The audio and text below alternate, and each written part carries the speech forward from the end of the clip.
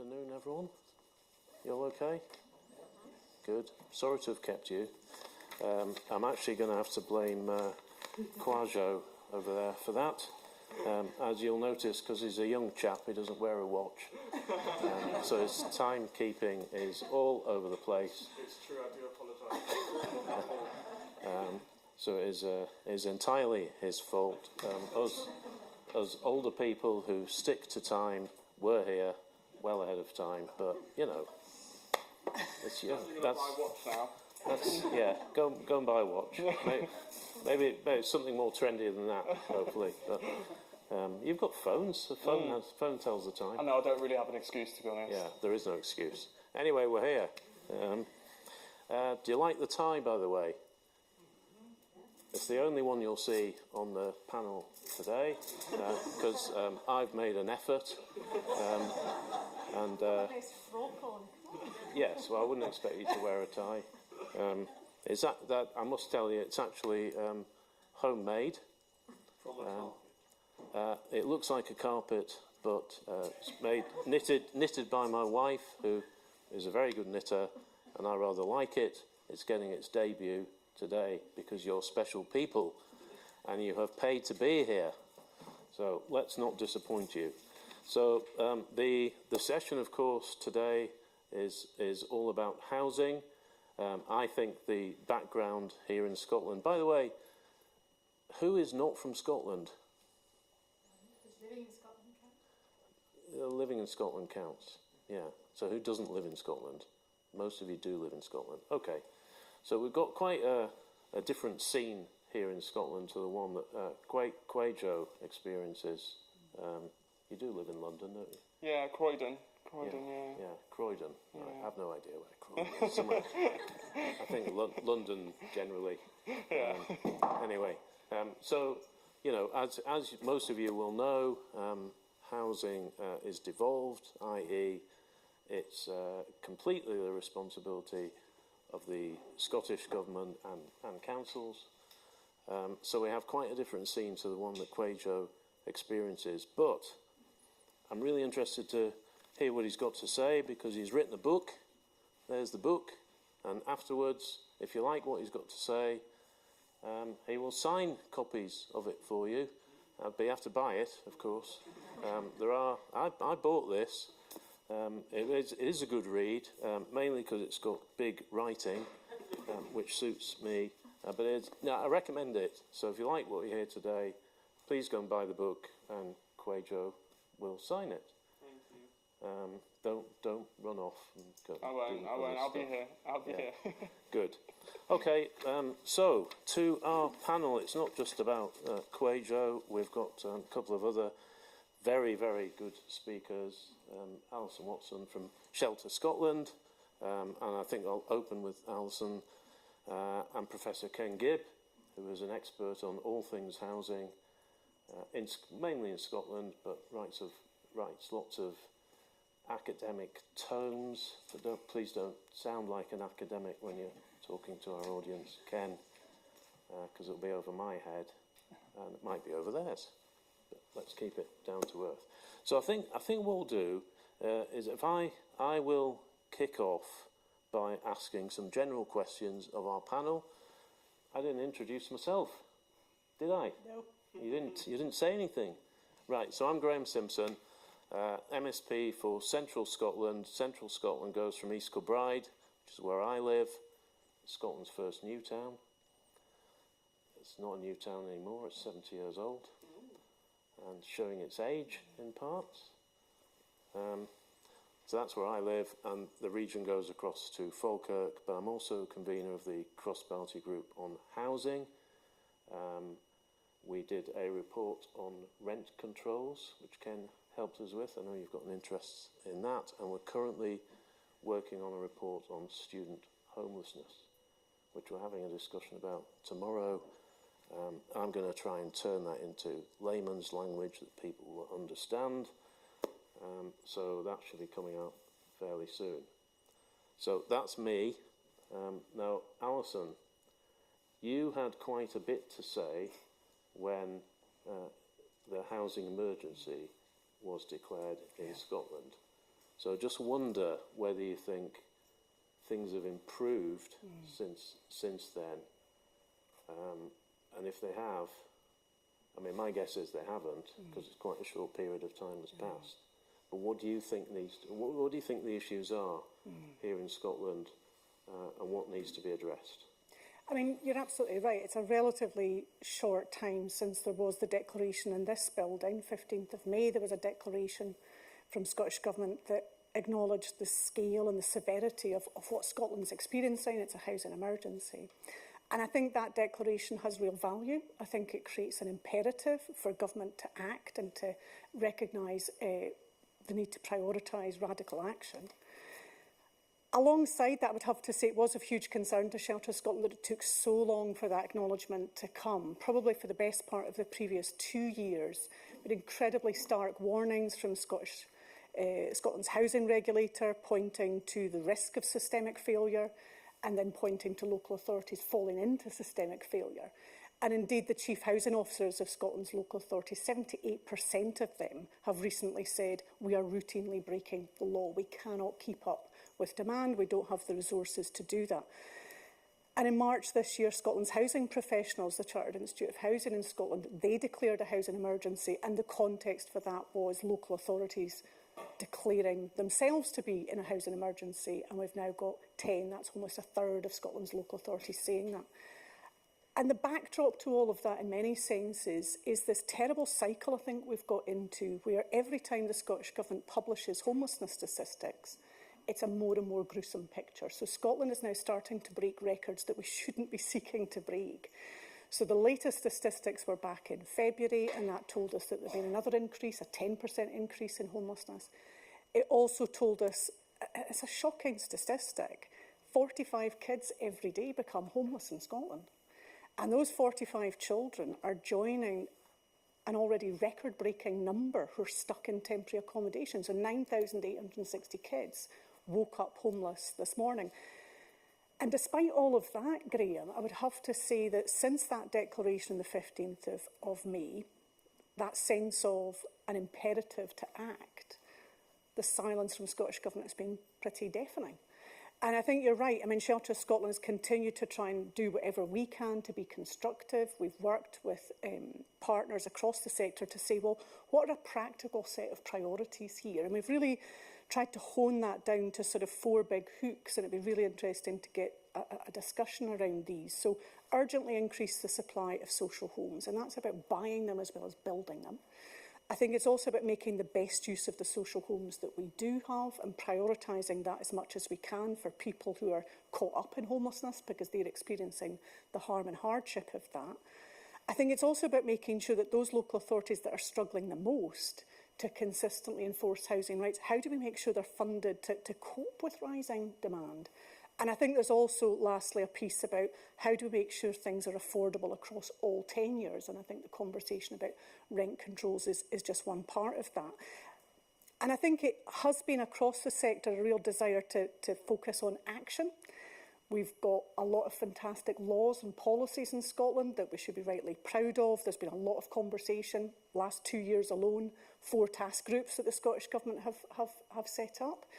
And I think taking a longer look at things, in the 25 years since devolution, this Parliament has passed some incredibly big and bold laws, ending right to buy, ending priority need. We are rightly proud of having world-leading, highly progressive legislation.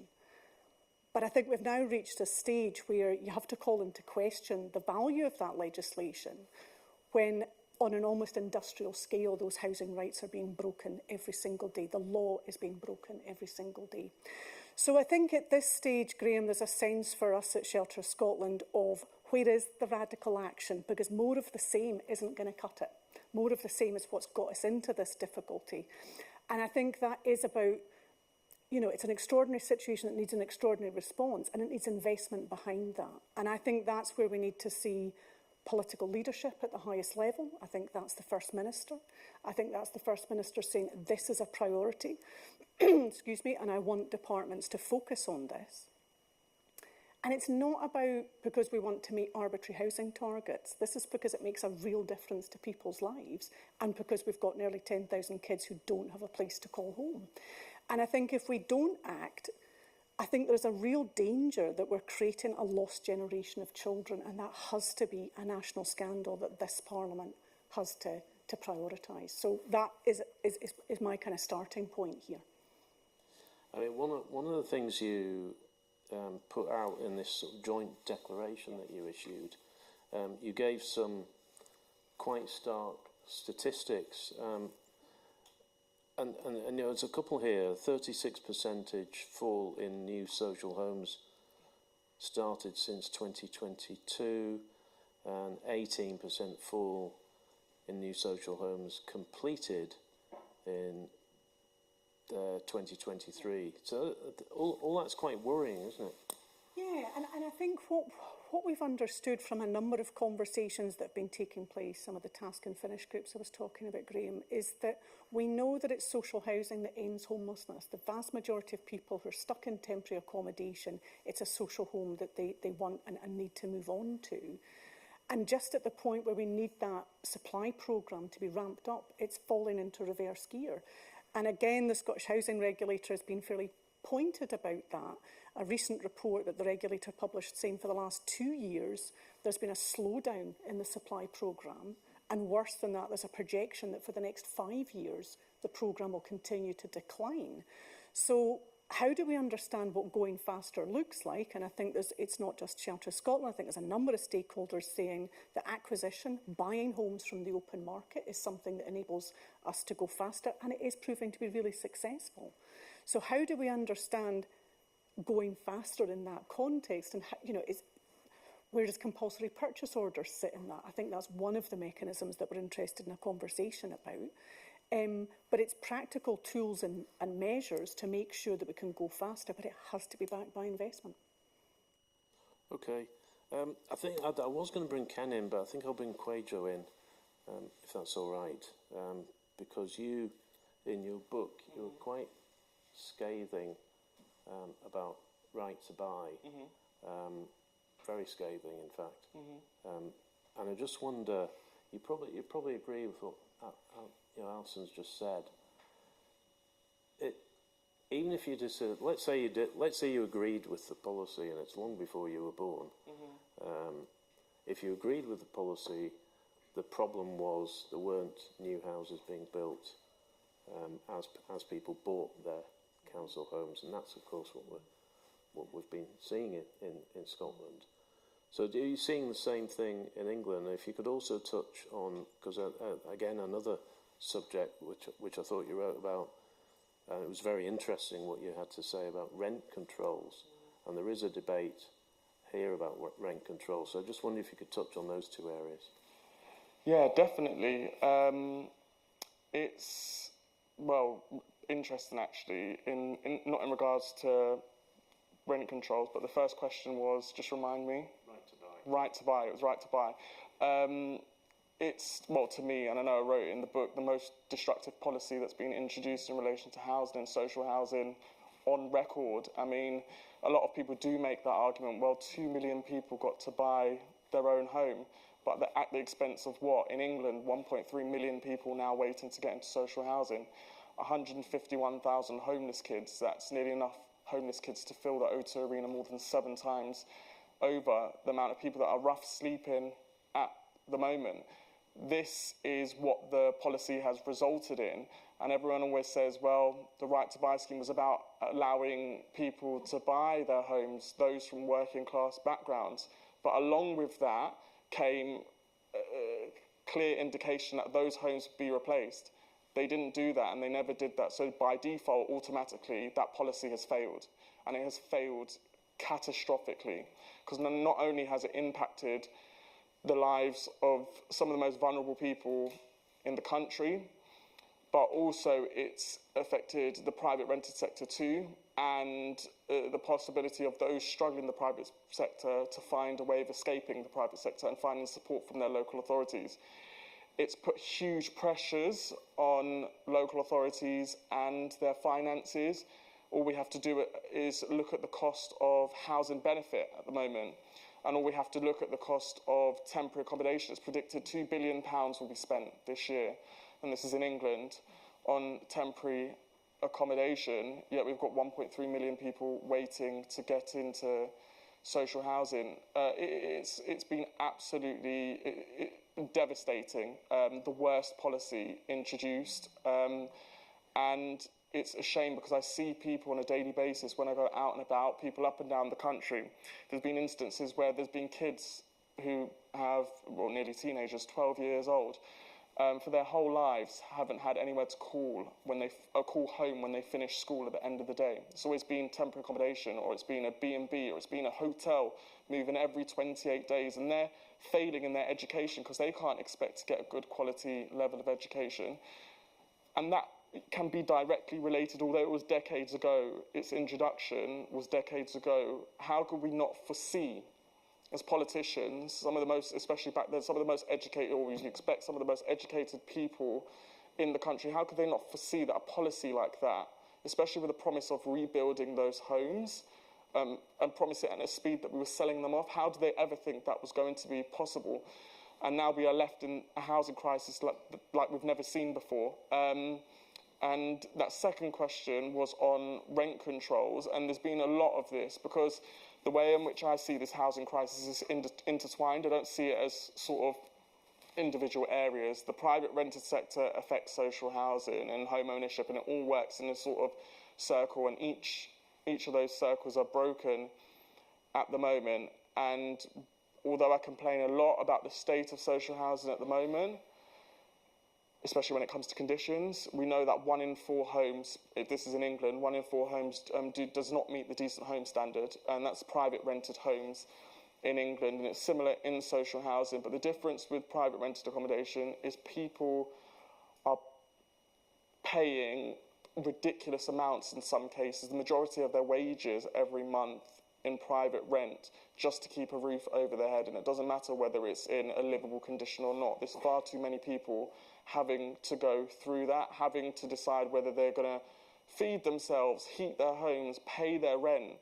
And also on top of that, what compounds that too is the use of Section 21 notices that we still have even now. We are seeing record levels of Section 21 notices being used. And where do these families turn? They can't then go and look to privately rent elsewhere because we've got bidding wars in the private rented sector. They're going to struggle. So where do they turn? Their local authority, where we've got 1.3 million people ahead of them. So we talk about rent controls, and I know Sadiq Khan, for example, has suggested the idea of rent controls, and there have many occasions where rent controls and different models have been suggested. I think that elephant has to be tackled. There is a massive elephant in the room, and that comes with affordability, and we cannot truly fix this housing crisis unless we tackle affordability, because it's going to continue to drive homelessness and pressure on councils who are on their knees as it is. So we have to tackle that affordability crisis, and whether it's given the name rent control, there has to be something, and there has to be some sort of barrier set on how much is being charged for a necessity, for a roof over our heads, because it's something that we all need. And this notion, especially when I was writing my book, I saw it in comparison to like Germany and Vienna, for example. There's this notion that a house and a home should be a representation of one's wealth. It's an accumulation of your wealth instead of it being a necessity. And we've taken this idea of a home and created a commodity, rather than thinking it's just as important as food and water and the air that we breathe, especially for young people and vulnerable people. It's something that we all need. And what we've done now is been able to basically turn it into a free-for-all where we're having bidding wars for shelter. And that's why I think something has to be brought in order to control rents in the private rented sector. Something has to be done. I don't know, I don't have the answer to what that would look like, but it cannot continue on the trajectory that it is. Otherwise, we cannot fix the rest of the housing crisis. Okay, thanks. By the way, I will bring you in, so if you've got questions, start thinking about them, and I'll invite your hands to go up. Ken, we as the cross-party group, we did a report on rent controls, and I think that was before the rent controls came in. But there has been, in Scotland that is, there has been criticism of the way that was done and how rents have actually gone up. And particularly in Edinburgh, where they've gone up quite a lot and squeezed people out of the market. Edinburgh is fairly unique in Scotland. It's got I would say, an overheated market. But as someone who does research into this, is that something you've seen? And I know you want to speak up about other stuff as well, so maybe when you answered that, you could talk about how you think, and this is a big question, the housing system could be reformed. You did say you wanted to. I'm glad you left me with the easy stuff. That's very generous of you, Graham. Okay, so a number of things to say, I suppose. So we've done a lot of research on rent controls, a lot of work internationally. I was looking at Germany, looking at various systems in the Netherlands and Sweden and the United States and all over the place. And mainly because we haven't had rent controls in Britain for a long time. Although actually in 2016 we had this very comprehensive private rented sector legislation in Scotland, and there were a form of rent controls introduced in that, so-called rent pressure zones, which were a way in which local authorities could cap rent increases. Nobody ever used them. They're still on the books, they've never been used. There was a big kind of data threshold, an evidence threshold before it was something that could be done. And actually, rent pressures were different. They were specific to places like Edinburgh, one or two other specific sub-markets. But what's been interesting is that we went through a period from 2021 onwards when the Butte House Agreement was signed between the Greens and the SNP. There was going to be a national rent control policy. It was going to be introduced. And so we got involved in some of the evidence collection about other models and trying to provide an independent, objective view about it as far as you can be objective. And we were going through that process. We wrote a couple of reports. And then in the midst of all that, in October 2022, the Scottish Government, really with very little warning, announced a rent freeze in the private rented sector. I'm telling you things most of you already know, but that was a remarkable thing because that's what we academics would call a first-generation rent control, a hard rent control, freezing rents initially for 6 months and then capped thereafter. And of course, they also tried to set controls on social rent increases, which is what happens in England. And the trade bodies managed to reverse that, convince government that that wasn't required in Scotland because there were already de facto caps, or not caps, but limits to rent increases that the regulator helped enforce. But this rent freeze has been remarkable because what it did was it froze rents for existing tenancies, but basically allowed new tenancies to increase their rents at market rates. And what actually happened was, and John Blackwood, who's the sort of lead guy in the private landlords, said this shows you what can happen with rent controls. You can actually lead to rapidly increasing rents because of the way the thing has been designed. And what that also means is that you have this big distributional effect. I don't mean between tenants and landlords, but I mean between existing tenants benefiting from the freeze, clearly, in a cost of living crisis. And, in a sense, we applaud that, and that's really good. But for everybody else, for new tenants, for people who have to move, they're facing real-term big rent increases going on. And that's what we've seen in Edinburgh, and Glasgow, and Dundee, and Aberdeen over the piece. And that was not the plan. And that's about design. It's about how you design these policies. So I've got an economics training, and that normally means people are just, you assume that you're opposed to rent controls. I'm not opposed to them. But I think it's a finely balanced thing, and it's about design, and it's about implementation, it's about doing it properly, and it's about having complementary policies alongside it, like building social housing, at a larger scale. You need to do all of these things. Rent controls on their own are not going to have, they're not a panacea, they can't be. I think they have to be very carefully designed. I'm personally more in favour of what you might call second or third generation rent controls, which are the kinds of things you see in most European nations. They're about controlling the increase in rents, about looking at individual properties and the quality of those properties, looking at local markets and having the evidence to understand that. But they are operating alongside social housing policies that are operating alongside anti-homelessness policies, etc. And I think the trouble was in Scotland that the rent freeze and cap coincided with what became the cuts in public expenditure that Alison talked about in terms of impacts on social housing investment.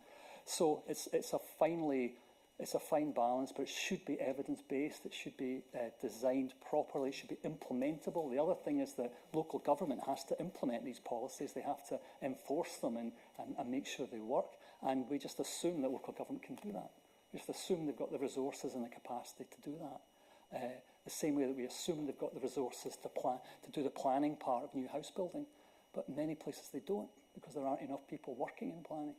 So, you know, you make risks by pursuing policies that assume that they are. So implementability is a huge issue.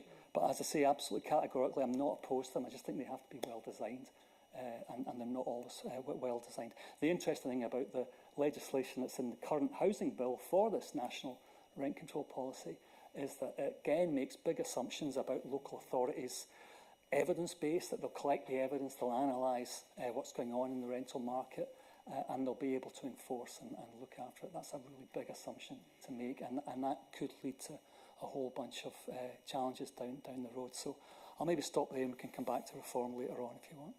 Okay, we'll come back to reform. I mean, I think the point you make about councils and capacity is well made, and it'll be the same in England. You know, councils are really up against it in terms of, you know, budget-wise and the amount of expertise they've lost over the years, not just in housing but in planning as well. It's often said that compared to some other housing policies like grant-funded building and social housing, that rent control is a cheap policy. It's not cheap at all. It's not cheap if it goes wrong, and it actually does need resource for that capacity. I mean, do it properly, you know, that's essential. Before I open it up, Alison, do you have a view on rent controls and how it's been done in Scotland? I mean, I'd probably pick up on and echo some of the points that both Craigio and Ken made, because I think you're right. It's seeing that interrelationship between social and private. And I think quite often what we're seeing is because of a lack of social housing, more people are forced to rent privately when that's not necessarily their preference. And, you know, that then in itself drives rents up. And I think, you know, you can make an option to tweak the system, or you can make an option to really intervene. And I think we would come down the side of that public intervention in the market, which says we need more social homes. That's one of the things that would really make the difference in terms of affordability. And that's a big state intervention. And I think it is about moving away from the commodification of housing. It's a basic right, it's a basic necessity. But we've allowed ourselves, in the last few decades, we've allowed ourselves as a society to talk about buying, selling, commodification, etc. But housing should be a right. Housing is an absolute basic. So I think rent controls in terms of the current conversation in Scotland and the housing bill that we understand will potentially come through this Parliament, the thinking is very underdeveloped. It's very difficult to comment on that. It's very difficult to predict what impact that will have. And I think in the context of a housing emergency, Shelter Scotland's concern remains with the people who are stuck in the homelessness system and their acute need, and what are the actions that we need to take to deal with that. So I think there's a lot of good ideas, interesting conversations, but it's untested. Okay. Just before I do open it up, I just wonder whether we can have a quick discussion about the condition of housing across the UK and what we do to improve the condition of housing. As you both know, we had a working group on tenement maintenance, tenements, flats basically. I know you talk quite a bit about Grenfell. We've had legislation only just gone through the Scottish Parliament. We are playing catch up here.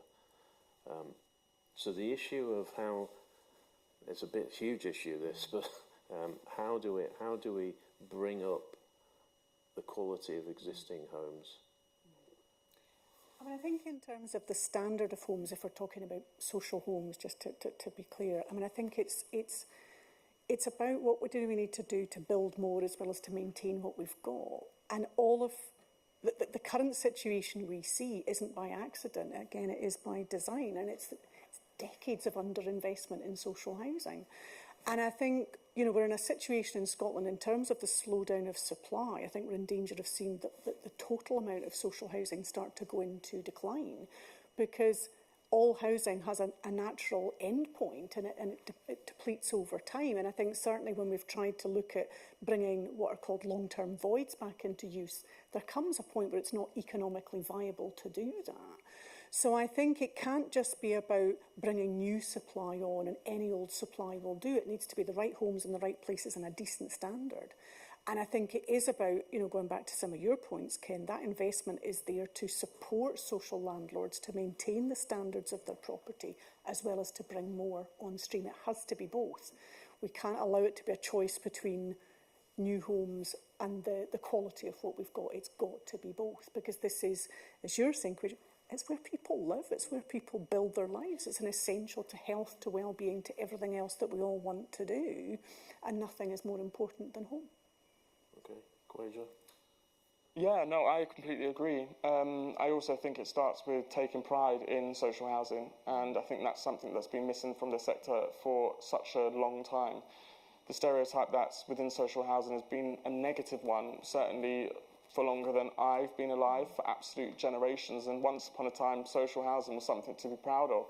It was something our key workers wanted to live in. They aspired to live into, or want to move into social homes. There's a sense of community there. That is all absolute. That's no longer existent, especially in the estates that I visit daily, weekly. Certainly my estate.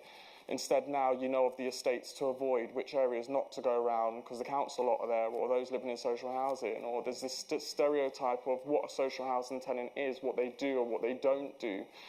But having travelled the country, it couldn't be further from the truth. The mixture of people that I've seen has, I mean, even blown my mind. And I've grown up in social housing, and I think that element of there not being pride, but also the negative stigma there. I don't know if you remember shows like How to Get a Council Home and Benefit Street and those sorts of shows that push this narrative of what a social housing tenant is. Those stereotypes have lasted up until this point and will continue to last. That is why it's not seen as a priority. That's why there's no urgency or pride to want to build those homes. But we should be as proud or even prouder building social housing than any other tenure of housing, because we should understand what it did after the Second World War and the impact it made on the country, not just to the lives of ordinary individuals, but economically too. And it's been proven that the same can be done now. And we are facing a social housing crisis on the scale that we faced after the Second World War, and it needs a similar response. We have to be building quality homes. My one worry is, though, my really, really big worry is some of the homes that I go into, unfortunately, that are falling to bits happen to be new builds. And I've been into new build flats that have been built after the Grenfell fire, and I've been in there and they're filled with damp and mould, burst water pipes, you name it, I've seen it, flooded with raw sewage. And it worries me because these flats were built less than 7 years ago, yet they are falling apart now. And I don't know if it's because they are poorly built or they are just not maintained. And I don't know if that comes back down to pride and taking these homes seriously and making sure they last, or taking the people living in those homes seriously, their health and their safety. But it absolutely should be a priority. So we need to be building more homes. We cannot forget about those that are living in slum conditions. Like I mentioned, there's still 1 in 4 people in England are living in homes that don't meet the decent home standard currently. And let me just tell you, the English decent home standard is not decent at all. I mean, half the things that I see when I walk into people's homes, it's not on their current list, but absolutely no one would consider the conditions that I've seen decent in any way. So we have to be making sure we are investing in the stock that we currently have, but building the homes that people are going to live in for generations to come, homes that they can be proud of with them in mind, not just to meet government targets and knocking up any old rubbish. We have to be building homes that are going to last, that we can be proud of, that blends in. And it's something that the government should look towards as being an investment, a long-term investment, not just socially, but also economically too, because we talk about economic growth, right, and delivering economic prosperity. So that's certainly what Rachel Reeves has been talking about, and Keir Starmer. You cannot do that if people don't have a decent, safe and affordable roof over their head, if they cannot go to work because they have nowhere to return to call home, if a child cannot go to school and return to a place that they can call home because they're being moved around the country every 28 days, or the NHS, for example, is having to spend £1.4 billion every year looking after people who have come in because of the poor conditions they're having to live in, or 38 million, like they're currently spending, on looking after people living in homes in England with damp and mould issues. You cannot deliver that. So that is what really should motivate them. That should be the argument. And the fact that we've got 151,000 homeless kids, quite frankly, I think that's a big enough argument as to why this should be seen as a priority. And I hope it will be. And I think you make the point very well in your book, and it's something I completely agree with, is that housing doesn't really get the publicity that it should get. Mm-hmm. It's only when things go wrong that the media, and I used to work in the media, actually take an interest. And to me, that's wrong. We were talking before you arrived late, Quasia, about trying. Actually, sometimes you struggle to get politicians interested in housing, and that's probably why you've had this succession of housing ministers. You say that again in your book. I used to represent my party. By the way, you hate my party. That comes across strongly. Hopefully you don't hate me. So my party was in government. I led on housing here in the last session, and we went through a succession of housing ministers down south. I couldn't keep up. So how am I meant to... whom am I meant to talk to? And it changes every 5 minutes. And actually, we've had quite a revolving door here in Scotland. Yeah. It doesn't help. You need some continuity. You need someone who actually has a passion for the subject. Yeah. Yes. I just wanted to build on some of the things about what seems to me is one of the difficulties here. One of the things in Quaidio's book's really interesting is this idea of housing as a system, and that everything's interconnected. There are feedback loops. You do something over here and it has an adverse effect over here, or an unexpected effect over here. And we have all sorts of bits in our housing policy systems which do that. And if you've got effectively choices that politicians and providers have to make about whether they invest in their existing stock, or they invest in retrofitting for net zero, or they invest to support new build, they've only got rental income, really, that underpins all of that. It can't do all of these things, so they have to make these invidious choices. But at the same time, we have a policy system in Scotland which allocates resources for new build in different parts of the country, which steers itself towards actually what they call, it's a vaguely jargon term, reprovisioning as opposed to new build. So in the west, very crudely, in the west of Scotland, a lot of the new build investment is in reprovisioning, which basically means social landlords have got deteriorating stock. They've got choices over what they do with them. They decide to demolish them and build new housing in their place. They're not actually meeting additional needs. They might meet a little bit, depending on the curtilage and the shape of what they build. But what they're actually doing is they're replacing existing stock, so they're choosing not to invest in that stock. And we have actually less properties being built. So you might be interested to know that the way the resources are allocated just now actually favours West Central Scotland, and hence reprovisioning, as opposed to affordable needs like you'd have in Edinburgh. So that's just one of the consequences of the way the systems work. And that's kind of a formula that government works with. So in a time of crisis where we've got less and less funds available and we think there should be more social housing built, perhaps we ought to be doing less in reprovisioning, more in asset improvement of the existing stock, and freeing up some resource for where the affordable need is really strong. But that's a political judgment, and that's something that the politicians and COSLA and the government would have to sign up to, which is not easy, as you can imagine. And just if I may, I think there's a point that occurs to me when you say that, and goes back to some of your comments, Quaidoo. I mean, of course we understand that this is a challenging time fiscally across the UK. We're hearing those signals from Scottish Government about potentially what their budget will look like later on this year. Of course we understand that.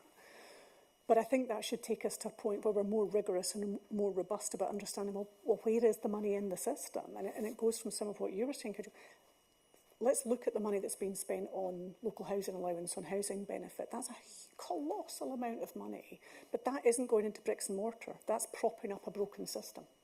So it's about making those political choices about how we understand the system and how we can understand the changes to the system that will actually drive the value that we all want to see, which is we'll have a decent place to call home. And that makes a slightly different point to what you said at the beginning, Graham, when you said that housing's devolved in Scotland. It is devolved, but it critically depends on the UK decisions on the housing benefit system. And it also, the mortgage market isn't devolved. It's a UK and an international market. And the public spending rules are what the Treasury decides and what the UK government decides. So we have to operate within that envelope. You know, that's quite challenging, particularly now. Okay, I want to open it up to you lovely people. Is there a roving mic? There is a roving mic. Right. Hands up. If I like the look of you, I'll come to you. If I don't, you've got no chance. Right. This guy. Say your name if you want to. If you don't, that's fine. Lindsay Bromwich. I'm just wondering how much, certainly from I'm not an economist or anything, but we mentioned about the rent caps. It looked like a car crash from the moment it was announced to me and certainly everybody else I seem to speak to. And I echo what you've said about it should have been a more in-depth, longer-term, well-thought-out policy. My question is, and I appreciate we've got politicians sitting here, are politicians in general guilty of going for soundbite policies that they can make a big splash? Yeah, we've capped the rents, we've solved this problem. To get a popularity, to get headlines, and to get votes ultimately, but at the cost of the person in the street who's suffering from all the problems you've quite rightly just highlighted. Whereas if it was more joined up, it goes back to your right to buy. That was a similar sort of thing when that was introduced. Do you know what I mean? It was sold as a really good thing, and I just wonder, I feel as though there's a lot of responsibility to be borne by our national politicians, be they Scottish, English, Welsh, or whatever it is. There needs to be a lot more, for me, long-term. And I know we need solutions now, but the world isn't that easy. We need to look not from one week to the next, or even one government to the next. We need to be looking through generations. Do you know what I mean? Not, I need the votes next week, next month, next year. That's irrelevant as far as the people who are actually living in these properties are concerned. I'm a private landlord, so I'm happy to be beaten up over that. But equally, there's lots of sound bites here coming from politicians beating up the private landlords. You can go to any of my properties, absolutely any of them. I've got long-term tenants. I've had across the spectrum of whatever sort of background you want, single parents, foreign nationals. I've got I'm not going to list it, but I'm completely happy to defend my position. All my rents, I say all, I've only got 5, but they're all well below market rent. I think some of them are probably challenging social housing rents because I don't need the money. I enjoy the actual process of giving them homes. That gets no credit in the press. And I'm not on my own. There are thousands and thousands and thousands of people like me who just want to give people good homes and enjoy the process. I'm not saying with the majority, I would say the majority there are real problems with. But let's deal with that. It's a difficult thing to deal with.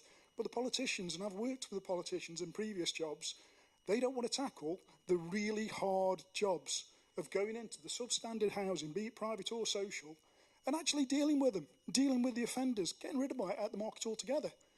It's not easy. I know it's not easy, but I just wonder how much we feel, back to my basic question, is a responsibility of politicians not looking at the bigger picture and the longer term. They're just looking for short-term gains. I do not mean to be offensive to yourself, sir. You're not. I don't know you, so it's I nothing promise personal. you won't offend me. No, but you're right. You are. Now, hand the mic back. You might make another speech. No, you're completely right. Too many politicians just go for the headlines and the soundbite when actually you need long-term solutions. and often you don't get that. Anyone That's want? something about the revolving door Yes. ministers in England, because they would come into office, they'd want to do something, make a splash, be seen, and they'd be gone before it was implemented, and the next minister was in and they'd kind of move on to something else. And you just get that for 5, 6, 7, 8 years. What do you have in terms of policy outcomes? Nonsense. And I think if we could just add to that, because I think in some senses some of the sentiment you're expressing there was something I was talking about at the beginning, which is I don't think in Scotland we're not missing the laws, we're not missing the policies, we've got buckets of those, It's, are they being implemented? Bluntly, no. And I think this is then about those difficult political choices. And at the moment, those difficult political choices would have to include, we're going to spend less on these things over here because we have made a choice to spend more on housing. And I think if we don't do that, if the Scottish Government doesn't do that, they are then presiding over a system going into decline rather than deciding to arrest a growing housing emergency. It is about political choices. It is about political leadership. Yep. Okay, I'll bring somebody else in. Over there. No. Forward. That lady there in the jumper. Thank you. Around about the time that Edinburgh announced the housing emergency, I became aware of a large number of council houses in our community council area that were lying empty and had been empty for some of them as much as several years. When I inquired of the housing officer the reason for that, I was amazed to find that in some cases it was because the previous tenant had gone off without paying the electricity bill, or there were repairs that needed to be done and the council didn't have the money. So I'm wondering if are there more imaginative solutions to that kind of problem so that these properties can be brought back into use quickly? Is it not possible to offer tenants the opportunity of taking a home that needs work done and giving them a grant to do some of the work themselves?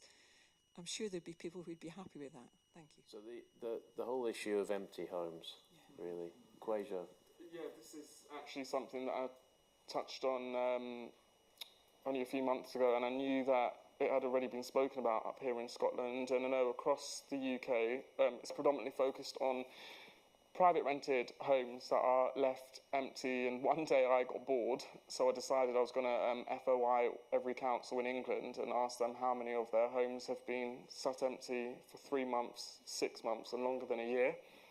And by the time I was finished across England, I think this was March of this year actually, or maybe May, there are about 34,000 empty council properties at that time. Of that, I think it was about 7,000 had been empty for longer than a year. That didn't include housing association properties. We didn't add the number on top, but had we done that, that was more than 70,000 empty social homes in England alone, and that number will be pretty similar right now.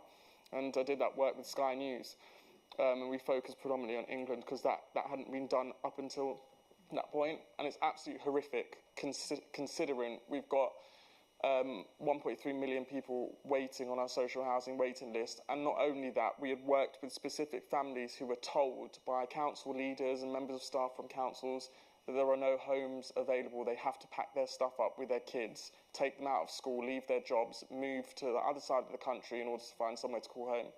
Yet, for example, in Lambeth, which was one borough, I mean, my mum lives in Lambeth, I went to an estate, and there was a block there that had been boarded up for 20 years.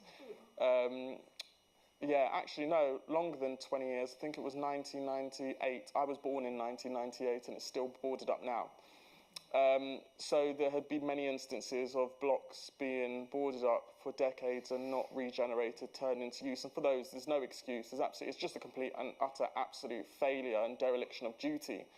Because we have people who don't have anywhere to call home, and we've got buildings that could have been retrofitted, could have been redeveloped in that scale of time, rebuilt, turned around and turned into not just, it doesn't even have to be permanent social homes. It could be used as temporary accommodation, but instead we're spending $2 billion a year, handing $2 billion a year to the private sector and private management companies for temporary accommodation. Yet we've got these homes that could be generating rent for councils many of which are claiming they're on the verge of bankruptcy because of their cost of temporary accommodation could be generating rent for them, but it isn't. And that comes down to inefficiencies from councils, and that conversation certainly has to be had, especially after that. There has to be better streamlining in the way that, and money management in the way that councils are using money, because yes, they are absolutely cash strapped and they've had funding cuts, but they are by far innocent when it comes to criticism, especially when it comes to the way in which they spend money that they say that they don't have, and that's just one example of it. So this empty homes scandal, I mean, if we did calculate the number of homes, both private and social homes, I don't know how many homeless people we could house, but I'm sure it would be a lot. Yeah. Of course, it's not just empty homes for social rent. You've got empty homes which are privately owned and are not rented out, just lying there empty. Decaying. I mean, just to offer a thought on that, because I'm very mindful of the point you're making, and I think it is those two sides, Graham, isn't it? I think it's voids, as we call them, dreadful phrase, but, you know, social lets that haven't been relet. And I know in Edinburgh, they've now set themselves a target of turning that around much faster, and also making sure as they bring those voids into use that they're allocated to homeless households so they start dealing with the problem. I think there's then the issue that you're talking about, Graham, which is empty homes more on the private side, and Shelter Scotland hosts the Scottish Empty Homes Partnership. We work with local authorities across the country, and we work with communities. It's a bit of a sort of housing Miss Marple. It's working with communities to tell us about the properties that are sitting empty, and then we'll start doing the wraparound, identifying the owner, identifying the grants that could bring those properties back into use. And I think particularly in the context of a housing emergency, we have to see every single property as being part of the solution, or having the potential to be part of the solution. So action needs to be taken, absolutely, whether it's a social let sitting there or a private property. Okay. I don't want to rein in anyone's parade too much, but I think one of the issues with this is it's a bit like, you know, when we think about housing in general, we mustn't just treat it as a homogenous single thing. And I mean, I've been really struck. I did a little bit of work with the Empty Homes Partnership in Scotland, and just struck by how challenging what their job was, because in the private sector in particular, you had this huge range of problems, and many properties that they deal with, they have had on the books for many years because there isn't a solution. There just isn't a solution. So we can't say there's X thousand properties that are empty and there's X thousand properties that can be filled. Sadly, it's not like that. And so you actually need to have quite a kind of micro focus on individual properties and what's possible, and it varies hugely, despite the fantastic job that Empty Homes Partnership does. The other thing is that, I mean, I've been struck that those local authorities have declared a housing emergency. They see voids as, you know, something they really ought to have dealt with before, but now this is something that they can actually make a priority, and they can focus it on people who are homeless. And I'm sure that's going to be, I mean, the irony is it's almost like that's a low-hanging fruit almost to try and deal with some of the things that they can deal with. They can make a difference, but they will also find there'll be voids which are problematic for whatever reason. But properties lying empty for 20 odd years is absolutely... Yeah, and I mean for example, some of the voids that I went down to see at the time of that investigation, we actually looked, and some of them are whole estates that have been said they're going to be regenerated. The families have been moved out. But actually, when we went to check when the date of regenerating was, there is no date there. So, I mean, it could be in 10 years' time. And some of the homes had newly refurbished kitchens, completely fine by the looks of things, to live in. And in terms of the investigation too, so the homes that were sat empty for longer than a year, so the majority of homes were empty longer than 6 months. So that turnaround time was poor anyway. But also, we have to keep in mind, the longer you leave a property sat empty without a family living in there, the more likely it's going to fall into a state of disrepair with damp and mould and all of these issues. So it's absolutely true that there will be homes there that need major works, for example, and it's going to take a lot of time and investment. But there are other homes like the ones that I've suggested that could perhaps need a bit of painting or whatnot. You could get a family in there that and then left for a year, and then it has development of damp, mould, leaks, etc. And all of a sudden that is now a major works property and off limit, and I think there has to be closer inspection of the homes that are falling in. There has to be closer inspection of the void process in general, inspections of the homes that are being considered as voids. Otherwise, we're going to end up voiding all of these homes that seem like somewhat of a challenge, which could, during a housing crisis, actually be turned around with a bit of investment and generate more money, or definitely return that investment in a short period of time if it's rented out to a family. So I think there has to be better efficiency there when it comes to voided homes. Yeah. Okay, who's next? You were very quick there.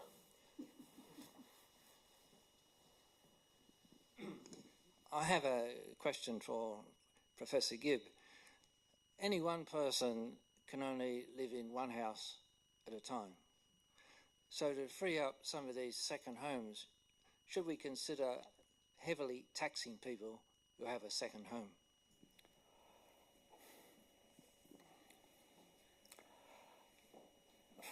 In some cases, I love to nuance, you know.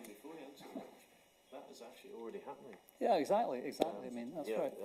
We get people with second homes, well, particularly, well, not just if you rent, you are charged double council tax.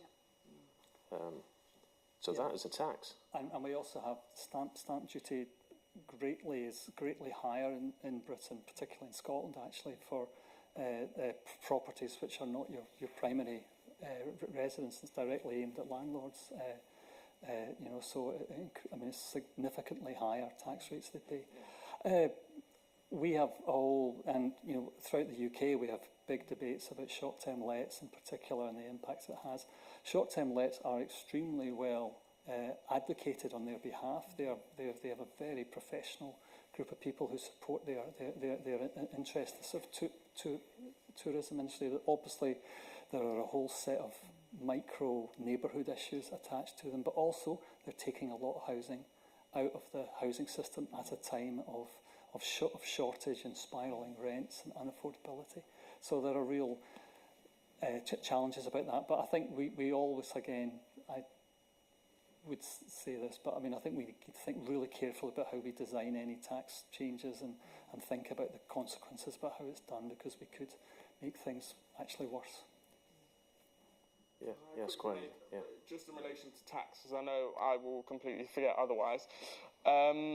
One of the suggestions I made was, especially in places like London, where entire developments, in some cases, have been bought up by foreign buyers and left to sit empty until prices increase. One of the suggestions I made was, why don't we tax them and invest that money into building the homes that we need and social housing, etc. Because why are they just during UK's biggest housing crisis being left to sit empty? And perhaps that's something that can be done around the whole country, because no doubt that is happening around the whole country. I mean, a home is a necessity, and far too many people don't have that, and it's seen as a luxury now. But also, I don't know how bad the problem is up here with Airbnb. But there has to be something done in relation to Airbnb down in London. I mean, it's terrible. And now what's happening is we had situations, obviously, where we had private landlords, but what's happened, and I have friends that are private landlords, and they've been honest and open and told me they've switched from renting out their properties as homes for families to switching to Airbnb because they can generate more income and more money. But what we're seeing down in like rural areas and down by the sea and whatnot is people being driven out by the increase in cost because there's far too many Airbnbs and holiday lets and not enough places for people to rent and buy, and it's becoming a real problem and only adding on to the current housing crisis and making things far more difficult here. And I don't know how much tax Airbnb is currently paying, but I'm sure they can offer up some more in order to help fix the current housing crisis that we're facing. So I don't know, that's just a suggestion. Okay, hold on to your thoughts, because there's a guy at the back in the blue, that's you, who's very keen to get in.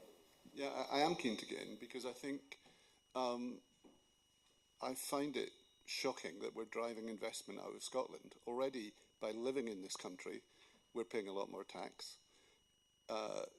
People don't want to come and invest here anymore. And who put you in charge of telling me what I do with my money? you know, if I buy a property, it's up to me to look, if I want to rent it out, I should do it according to the laws.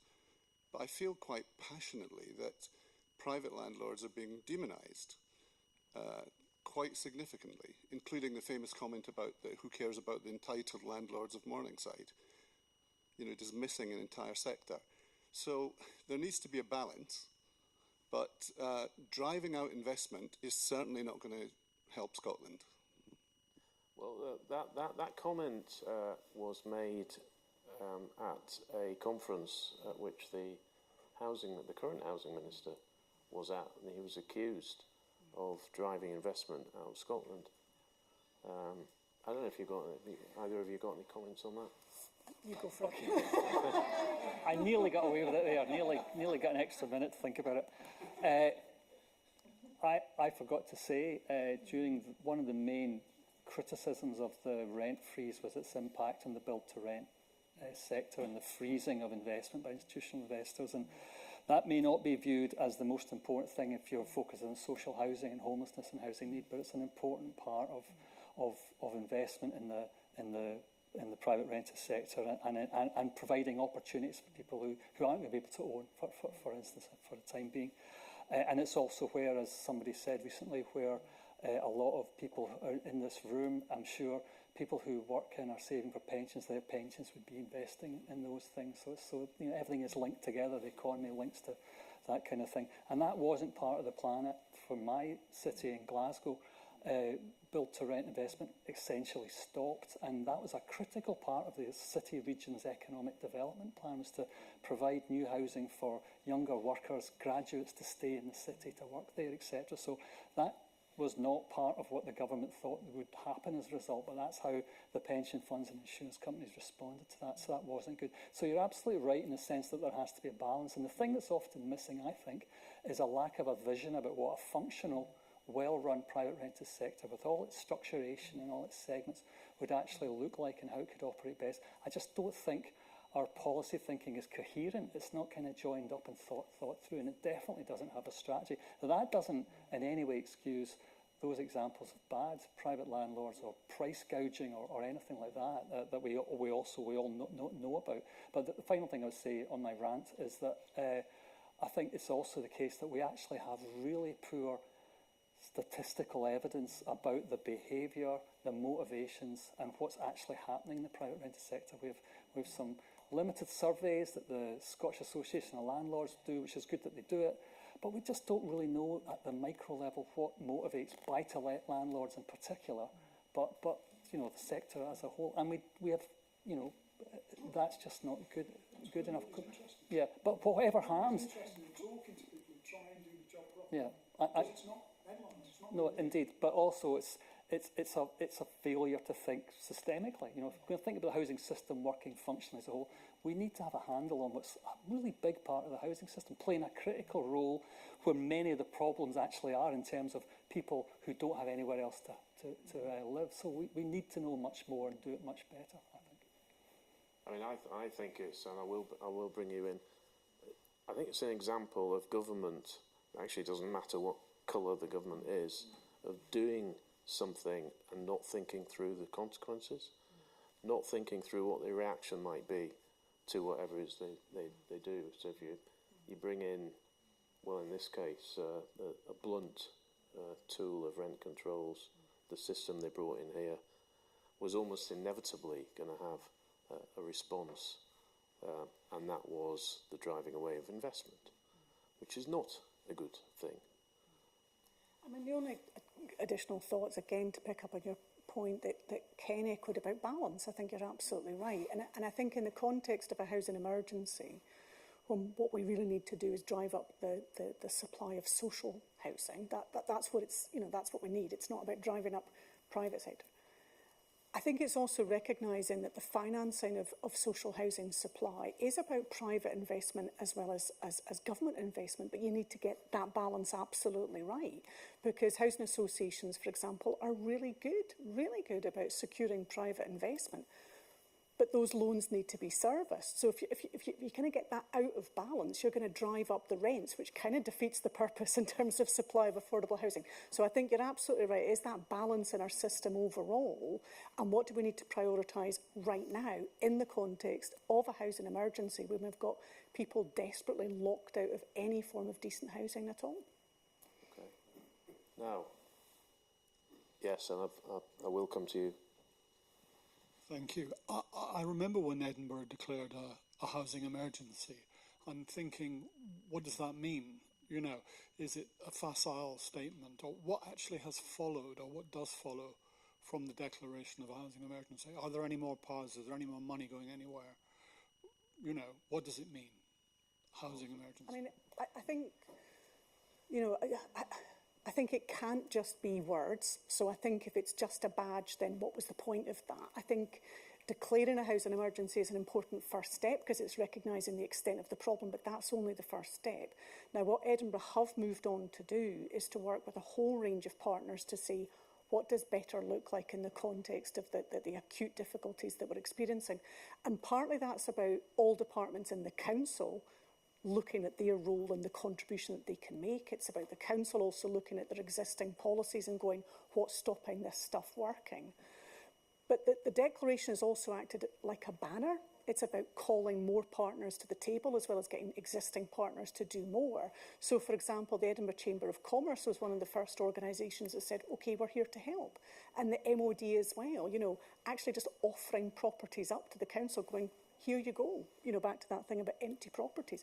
So I don't think there's any silver bullets to any of this, but I think certainly Edinburgh's an interesting example of having made a good start. Now, we've got 10 local authorities that have declared so far, and not all of them have developed or published their housing emergency action plan, so it's quite early to tell what does that look like overall. And what also do those plans tell us about what central government needs to do? And I think it is about all layers of government. I mean, we were quite vocal during the UK general election campaign about what we wanted Westminster parties to be looking at, as well as here in Holyrood and also local authorities. It has to be all levels. So it's early days, but I think certainly when you look at Argyll and Bute, when you look at Edinburgh, I think there's some interesting lessons emerging from what those local authorities are doing. The proof will be in the pudding. Let's see what results we get from that. You presumably think there needs to be a response from the Scottish Government as well, not just individual councils? In the same way that I've said to the gentleman there that, you know, declaring a housing emergency is an important first step for a local authority, it's the same with the Scottish Parliament. They've declared a housing emergency several weeks later. Now, OK, early days, and we've had the small matter of a UK general election. But we're not hearing anything about a commitment to a housing emergency action plan. How do they express the priorities and the imperatives so that local authorities and other partners understand, geez, this is what we've got to do. This is important stuff. I need to double down on this. That's what we're not getting at the moment. Yeah, OK. No, you think you were first? You were first. Then I'll come to you.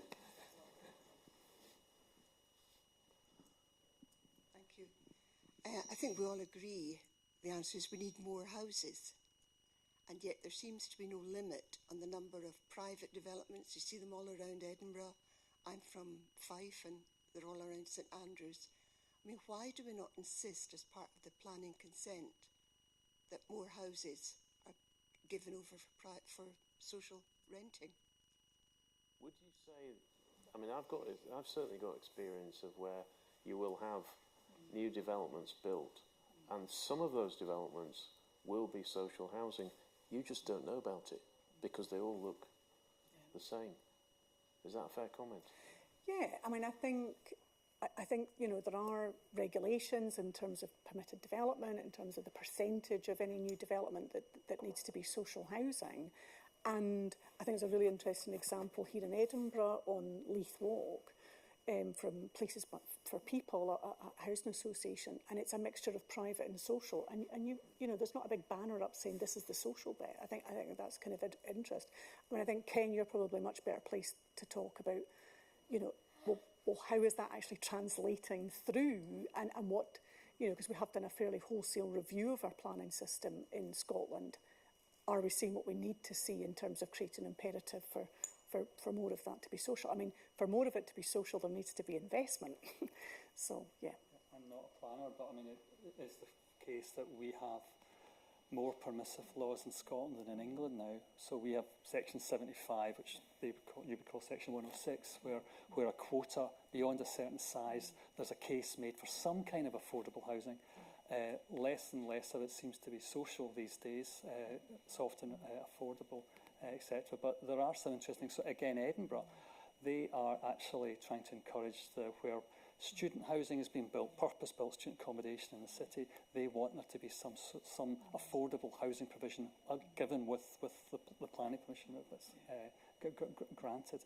And I think the Scottish Government thinks that whatever happens with ways to try to build more social and affordable housing, these Section 75 agreements for planning gain will be part of that, and that seems to be the belief. But I couldn't tell you the numbers that they contribute. But in a context where it's increasingly harder to build with the grant levels that are available. The grant levels are much deeper here than they are in England. We get much deeper grants per unit, but the quantum has shrunk of the programme. So that's partly why we're seeing approvals and starts go down. But that planning gain thing, it's a small but important part of the story, and I think everybody thinks it will be in the future as well. Can I have an indication of who might have a question? Lots, right. Keep your hands up. 1, 2, 3, 4. Right. Quick fire, okay? You get no speeches, just be brief, and we'll get through it. Okay, you're first. It's not so much a question, I've just got a point I want to make. In the 1980s in Liverpool, a council stood up against Thatcher's austerity, and they won millions back for that city, and they cleared the slums, and they built loads of new, good quality council houses. Austerity is a political choice. There's plenty of money in society, more than enough, and it's a political choice that any of these politicians in this Parliament today could make the decision to pass no cuts budgets, and it would go a huge way to solving this housing crisis. It's an absolute disgrace that we are allowing profit to be put into people's houses, and it's easily solved, but it's a political choice, and you've got MPs and MSPs serving in this building who are landlords, and they'll never make that choice. So. Not me. Right. What I'm going to do is I'll get through everyone, and if you can just latch on to something that you've heard and respond at the end. Right. Hands up. Okay, we'll go over here just to make life awkward for you. I'm just going to say that Kwejo was on time, but was stuck in a queue at security because he was right behind me. I'm just going to stand up for you there. Yeah, you were on time. I don't know if this is a fair question or not, but Neil Mackay wrote a few weeks ago now that the rise of the far right in Scotland and in England was down predominantly to the shortage of affordable and social homes. To what extent do you agree or disagree with that sentiment? Okay, interesting. Right, who's next? Yes, this gentleman just behind you. So pass it back.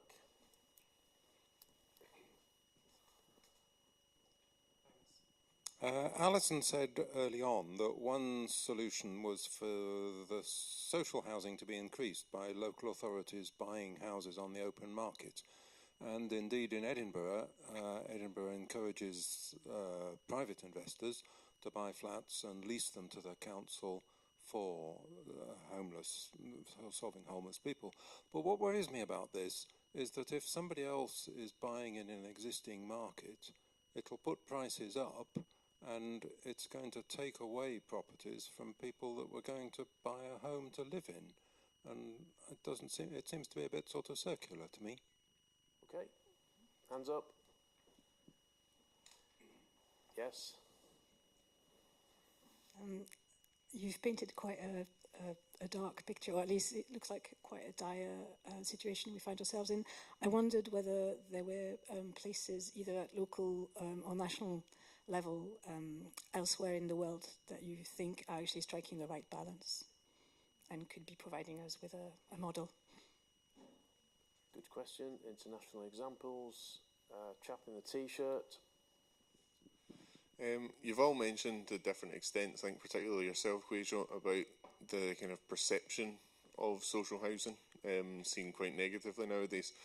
I'm doing my PhD research on homelessness and housing, and one thing that's come up is the attitude towards landlords versus tenants' rights, and they seem to be put kind of, like you were saying earlier on, that there needs to be a balance, but does that balance need to be 50-50?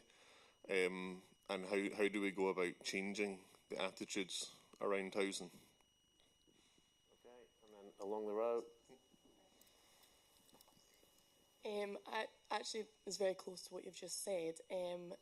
Just back to the word of stigma that was used earlier and that's only been brought up once.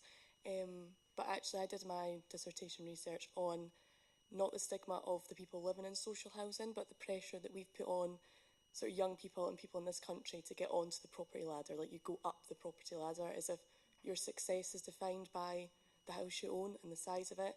And I think that goes hand in hand actually with the fact that there is a negative image. And just to add, I think in planning there should be a 25% social housing in any new developments, and if not, there should be a fee that development has to pay to the Scottish Government. Just wanted to add that. Sorry. Good. Right. Have I missed anyone? Right. We got through them all. Okay. We'll start with you and we'll work our way along. So super quick. Is it about political choices? Yes. In terms of the rise of the far right and the extent to which that is feeding off myths about housing, I think Neil makes some really interesting points. I got a couple of mates who live in the Netherlands. I was over there in March, and they're particularly concerned about housing shortages in the Netherlands being used as a feeding ground for the far right. And we do see some of that in Scotland, and we've got to be prepared to deal with that scapegoating, because immigrants and asylum seekers are not causing Scotland's housing emergency. A lack of social housing is what's causing Scotland's housing emergency. So I think we need to be alive to that, particularly in terms of the riots that we've seen in England and in Belfast. In terms of acquisition, I mean, I think in terms of the impact on the private market, some of that is probably for me about, I don't think we've got the balance right, you know, that the conversation we were having earlier. I think we have arrived at a situation where home ownership is seen as the thing that we should all be aspiring to. And I grew up in social housing. There was no stigma attached to people like myself who lived in social housing at the time. And I also think acquisition may have a role for a period of time. Clear the decks, deal with the housing emergency, and then we do a reset. So, you know, I wouldn't necessarily share your concern that it impacts on the private market. I think in terms of examples, I mean, you mentioned Vienna. Austria is a really interesting example. Something like 70% of the population in Austria live in some form of social housing, and they've had a strong commitment to social housing since before the First World War. So they're doing something right, and it really means also that there's more money circulating in their economy because people are spending less on their housing costs. So some interesting examples there. And I think in terms of that bit about perception, absolutely. As I say, I grew up in social housing. I don't remember being stigmatised. We have allowed social housing to become a residual housing choice, and we need to tackle that. And I absolutely agree about pressure to buy. Why have we allowed ourselves to become obsessed by home ownership? And it's back to your points about allowing it to be a commodity rather than a basic human right. So that's my rattle through. Ken? Okay. You don't have to cover everything. I won't cover everything. I think there's always interesting things going on elsewhere that we can draw lessons from, but we need to draw them judiciously in the sense that they come from different histories, different contexts, different institutions, different market environments, different cultures about housing, and we can't automatically transfer the one to the other. But sometimes these things are really interesting. Austria is the absolute poster boy of international comparisons around the world. And actually, just to go against my own argument, the Republic of Ireland has recently introduced their cost renting model, which is a form of affordable rental housing. It's too early to say how successful. It's about they're really committed to it, which is something of interest. That gets us, do we want to have affordable rented housing, do we want to have social rented housing, kind of debates. The really interesting thing, I think, is about the political choices around and the austerity kind of issues. There's been some brilliant work recently done by Toby Lloyd, who used to be Shelter Policy Advisor, used to be David Cameron's policy advisor, actually. He is basically saying that we need an investment state, we need to invest in housing and social housing, and we need to make political decisions to change the rules by which government obsesses about fiscal rules, about debt levels, and about borrowing rules. He says we should go back to what Gordon Brown called the golden rule, where you could basically have unlimited capital expenditure in theory, provided you covered all your current expenditure. That was kind of the kind of rule. So be more investment in favour. And critically, Britain, unlike most European countries, has a public accounting rule, so it's getting really nerdy, public accounting rule, which essentially says that local authorities investing in council housing counts as capital expenditure in Britain. Most other European countries, public corporations, including local authorities, their investments don't count as public expenditure. And in fact, there's a really simple argument about this in housing. Every house that a council builds literally gets paid off in rent. The debt is covered by rent, so there's an internal transaction there, and you don't need to do it. We should be investing much more in our housing. We should have a much stronger commitment towards investment for all these economic and social reasons we've heard about. And it's just a political choice to change some of the rules of the game, which reduces the power of the Treasury and changes the public rules, which also affect how Scotland does out the Barnett formula and all of those things. These are political choices. There's nothing set in stone about them at all. Joe, you can finish up. Yes, all of those questions were really great. I unfortunately have a memory of a goldfish, so I can remember about two. Stigma and attitudes. What I'd like to see, actually, in fact, and I didn't mention it earlier, was government taking a more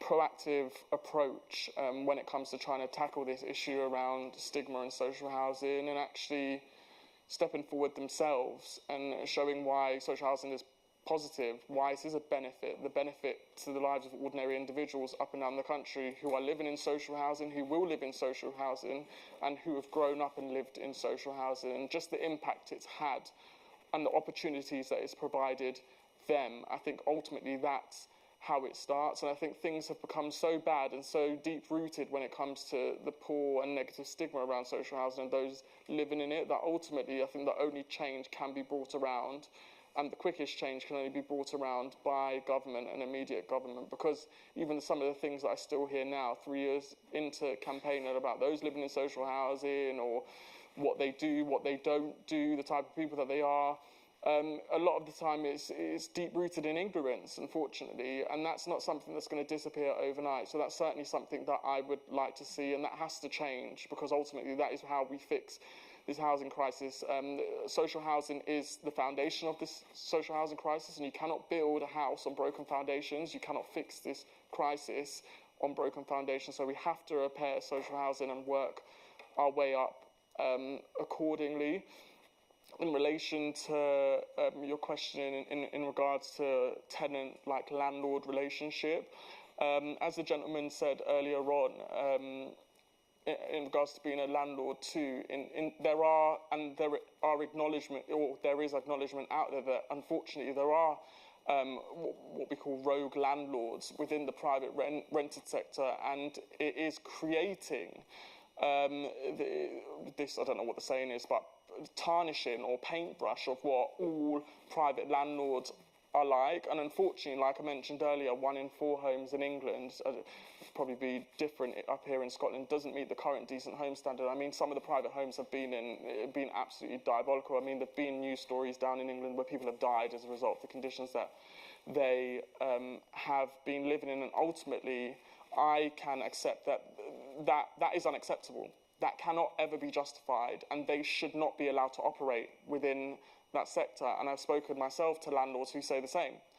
And I think if we're certainly in agreement there, then perhaps that's one way of moving forward, is to try and make sure that those who are perhaps exploiting the sector in the wrong way, risking people's lives, risking the reputations of others within the sector, that if we can agree that they shouldn't exist, that's perhaps an area that should be pursued, I think. Okay, thank you very much. I've got some boring stuff I have to read out. Actually, the not boring bit is, don't forget, we've got Quajo's book, Our Country in Crisis, Britain's Housing Emergency and How We Rebuild. If you buy that, he'll sign it for you. That might make it worth a bit more. I don't know. Get it on eBay. You never know. Might turn a profit. You never know. But it is a good book. I've read it. It is worth a read, and I don't think I've spoiled it too much. There's a lot more in there. Ken's also got a book coming out next year all about council tax. You'll have to... Christmas orders?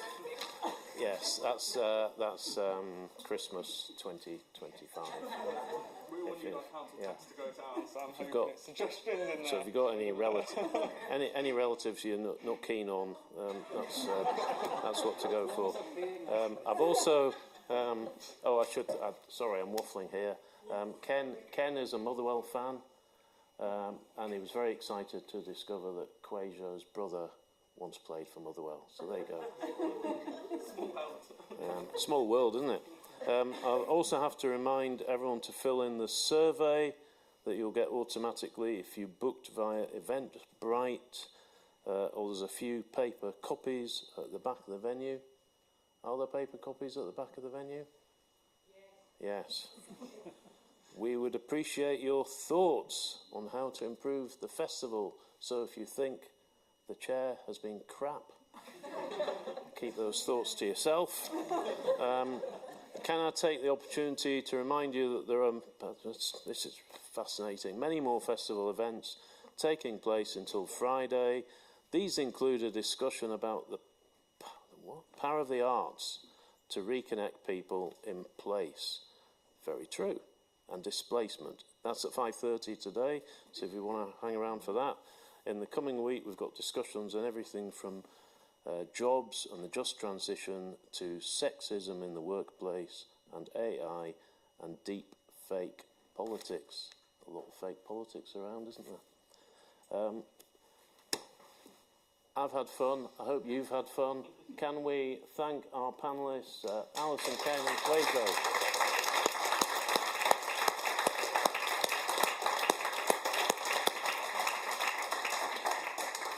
And you're free to go. Good.